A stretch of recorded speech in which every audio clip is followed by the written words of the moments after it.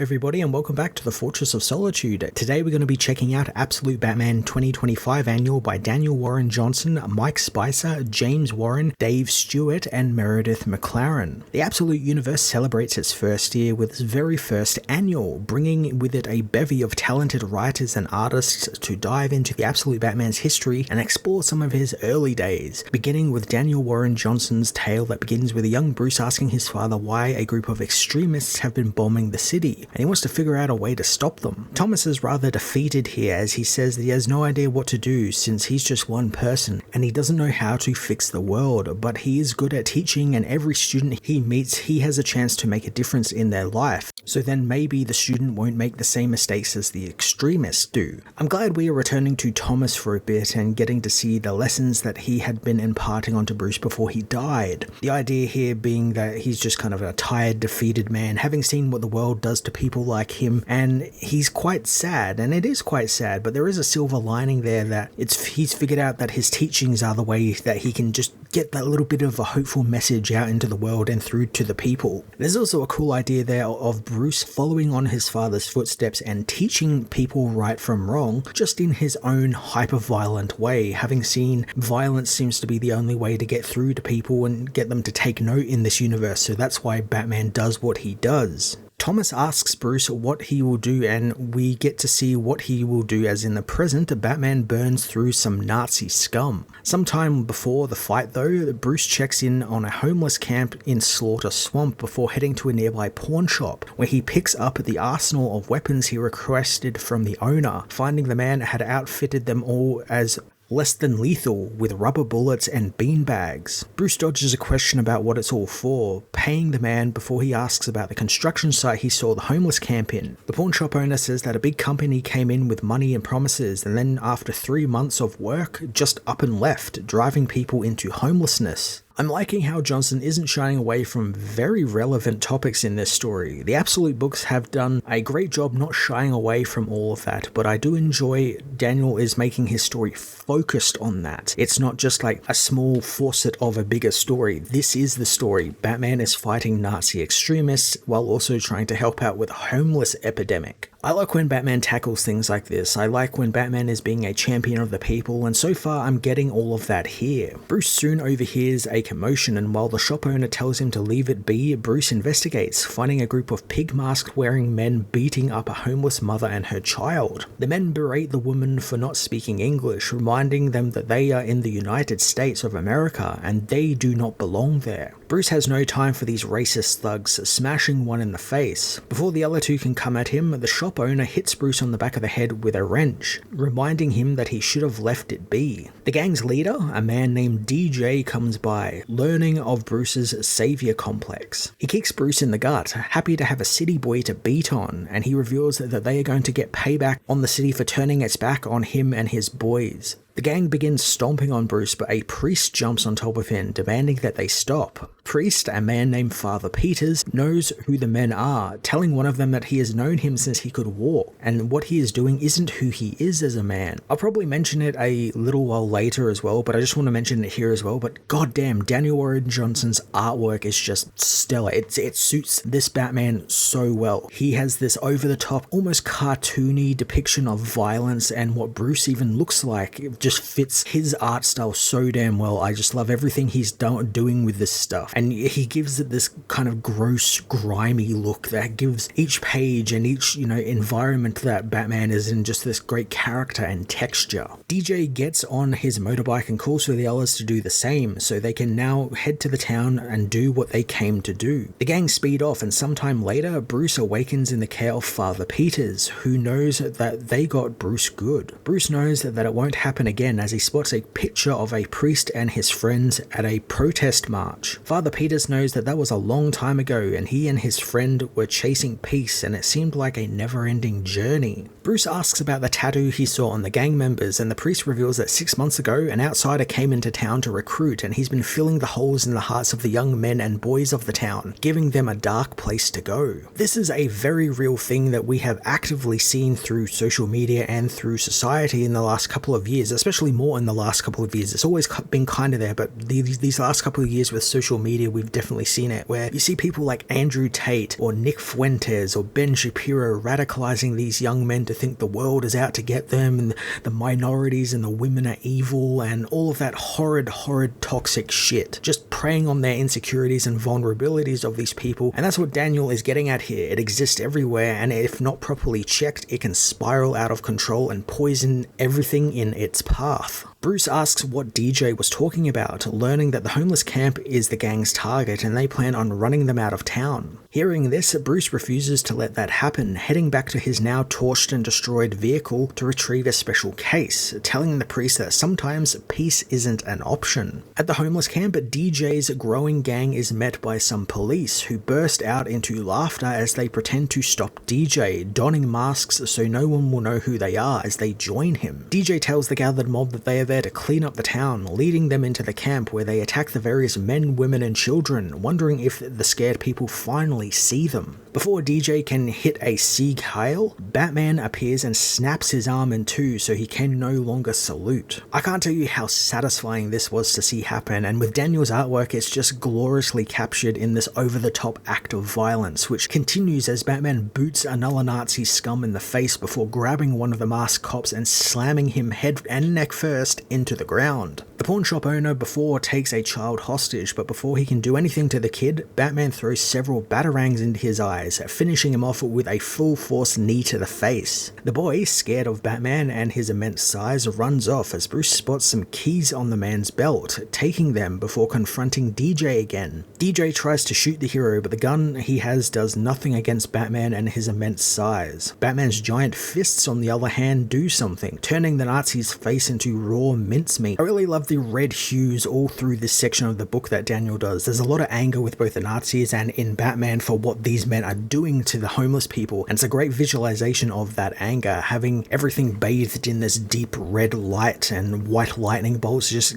adds to the atmosphere. Surprisingly, before Bruce can kill the man, Father Peters jumps in the way, telling him this won't fix what he's done, and while he doesn't know how to make it better, he knows what Bruce is doing will make things worse. Batman doesn't care, screaming at the priest that this is his way of doing things. This is what I was saying before with Bruce using his father's teachings but in his own way. He's seen what talking and being a good person gets him, and this world only understands violence, so he's going to deal with it in ultra-violence, no matter the cost to himself, since he knows he can take it, so no one else has to. Elsewhere, some of the gang try to get back to their HQ, telling the others that some big guy took down DJ. As the gang is filled in, Bruce uses the keys he took from the pawn shop owner to gain access to a giant mining dump truck. So I didn't expect to see the origin of the absolute Batmobile this issue, but that's a great way to reveal it. It was something he took from a bunch of Nazis and is no doubt going to use it to stomp them all out. Batman gets in the truck as the gang arms themselves, finding the pawn shop owner's weapons are completely gone. One of them screams, but it's too late as the entire building is destroyed by the dump truck. Batman leaves the truck and goes at the Nazis with his battle axe, chopping at their arms and legs to disarm them. Finally, one is left, and despite his gun being empty, he continues to pull the trigger, telling Batman to get back and pleading to him that they are human beings. Batman drops the axe and instead picks up a flamethrower as he corrects the Nazi scum, calling them roaches, and there's only one way to deal with roaches. Batman blasts the room with a flamethrower, burning the gang's flags and entire HQ to ash. As he finishes up, the priest comes by again and begins to tend to the burning man in front of him with a medical bag. Batman asks why he's doing that, and the priest knows that he has his way of dealing with things and Batman has his. Bruce returns to the truck and leaves the town, remembering his talk with his father about how when Thomas was young, he made a difference and he's going to do that and just be like his father. He's just got to figure out how. So this is building on something that Scott Snyder actually set up in those first couple of issues of Absolute Batman, where it was revealed that Martha and Thomas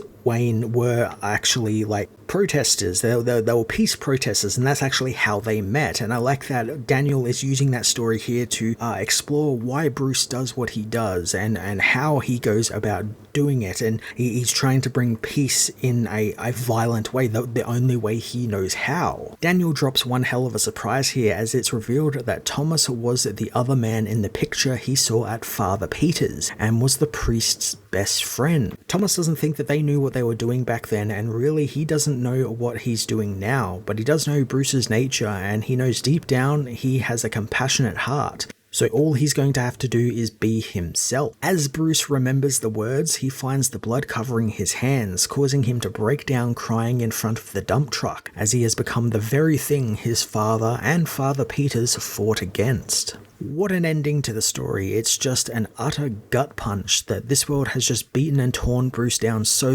much, and he's left his father's dream for him behind so he can fight the world the only way he thinks he can and the only way he understands, which is through violence. This is what Batman should be, a man who realizes what he needs to do to protect the world, protect his city, and feels the only way he can do that is he be the only one who can shoulder all of its burdens so the other people in his life and the world stay pure and can be the thing his father wanted them to be. We've seen it across all of Scott Snyder's work that he's kind of got that through line here, and I love that Daniel is forwarding that through line here and giving more context to Bruce's battle against crime, and it's just thoroughly compelling stuff.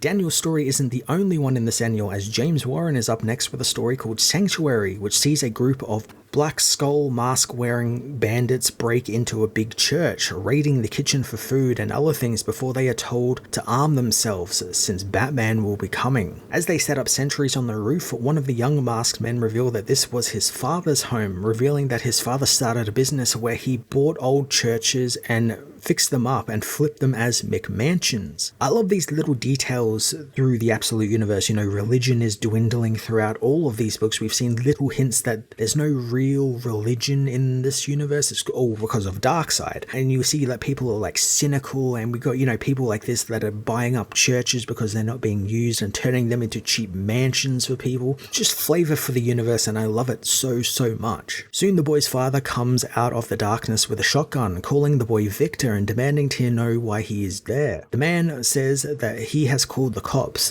however the gang can take whatever they want and leave, but the gang leader knows the cops aren't punctual these days, but something much worse is coming for them. The boy thought his father was in Florida for the winter, learning that the father's new wife recently died from cancer, hence why he was still in town, and he would have told Victor had he knew where the boy was. As Victor yells at his father, the gang hears screaming as elsewhere on the rooftop, the sentries are taken out by Batman. I really like how James depicts the absolute Batman here, whereas others rely on his immense size and, you know, just the sheer mass that this Batman has.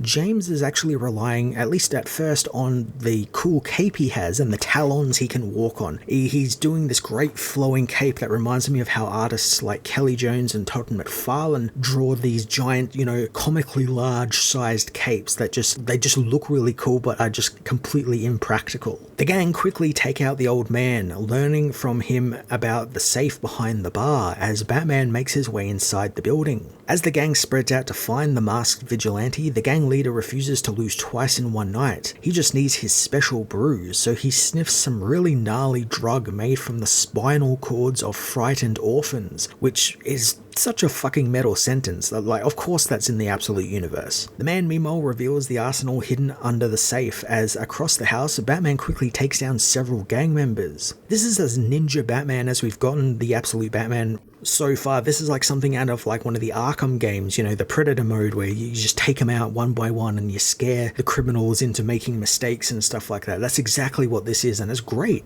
We finally get our first look at Batman here too, and it's terrifying as he sprints into the kitchen and uses the cape's talons to take down more of the gang. The gang leader reveals themselves and their gross burned bodies, screaming Batman burned them once and he won't be doing it again. He opens fire on Batman with the stolen Uzis as the old man Batman jumps on his son, shielding him from the hail of gunfire. While the entire kitchen is blasted apart by the high-velocity rounds, not a single bullet hits Batman, who attacks the man from above, but the villain grabs him, demanding Batman feel his righteous hand. Batman flips the man onto the ground with his legs, breaking his arm. The villain, who is up to his eyeballs on drugs and hallucinogenics, sees Batman as some blue and green demon, demanding to know what he is. This is the kind of fun little threat for Batman to deal with, not just some like big giant Bane or, big Killer Croc. It's just some home invading drug-addled gang members. But because it is also the Absolute Universe, the gang leader is led by some like hulking up to his eyeballs in drugs weirdo who rants about being the sex organs of angels. It's just great. It's just the like really fantastic little bits here from James Warren,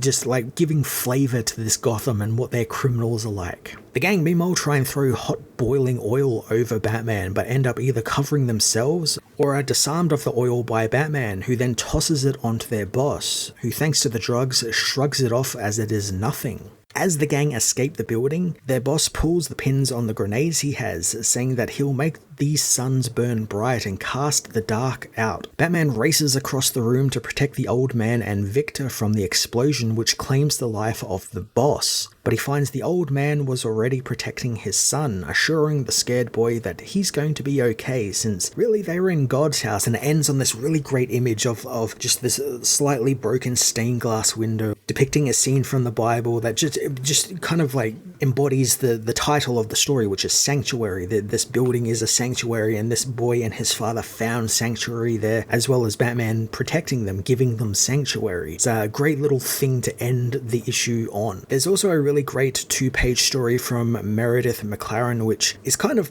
told through like bat facts, and there's like a bunch of bat facts that are said through the eyes of this child who is like searching up Batman through YouTube and like their version of Twitter and just like social media, and we see Batman become more and more of a phenomenon through social media. People are beginning to find out about him and actually kind of like liking him and actually wanting to like be like him or like support him. And we see by the end of the story people are wearing like bat patches on their backpacks, on their headphones, and looking up stories about him. It's just really cool, and it kind of reminded me of that recent Dennis Camp Ultimates story where the Ultimates released their social media app, and just their presence in the world started like ramping up, and people just start like learning more and more about them, being like, oh, people are actually fighting for us and giving us a chance at life in this world. And I like that we actually got that here, and it's kind of like a little bit of a hopeful thing to end the issue on, that Batman is out there and he's helping the citizens